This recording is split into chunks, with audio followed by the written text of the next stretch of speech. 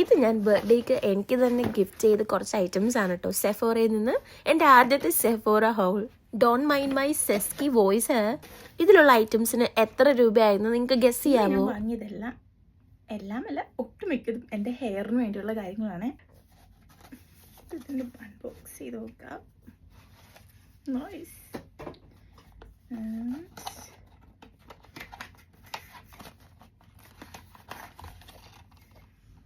Look at that box. എന്ത് രസമല്ലേ കാണാൻ.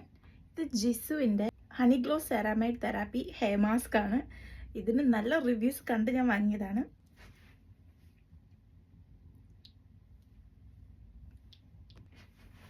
ഇത് ജിസുവിൻ്റെ തന്നെ ഹണി ഇൻഫ്യൂസ്ഡ് ഹെയർ ഓയിൽ.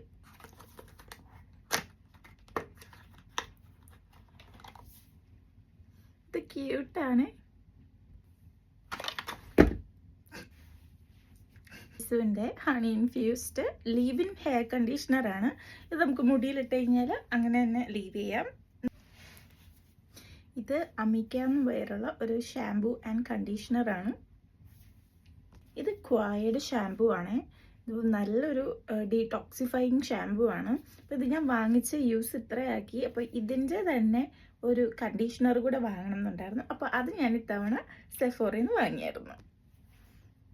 ഇത് ക്വായയുടെ തന്നെ ഒരു ലീവ് ഇൻ കണ്ടീഷണറാണ്. ഇത്രയും സാധനം വാങ്ങിയപ്പോൾ എനിക്ക് ഇത്ര ഐറ്റംസ് ഫ്രീ ബീസ് ആയിട്ട് കിട്ടി കേട്ടോ.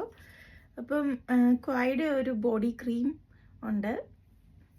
പിന്നെ വോവിൻ്റെ ഒരു സൂപ്പർ നാച്ചുറൽ ഹെയർ സ്പ്രേ.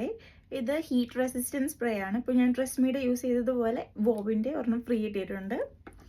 പിന്നെ ക്വായയുടെ തന്നെ, ഇത് ശരിക്കും ഇങ്ങനെ പ്രൊനൗൺസ് ചെയ്യാൻ എനിക്കറിയില്ല, ഓയിന്നാന്ന് തോന്നുന്നു, OUAI.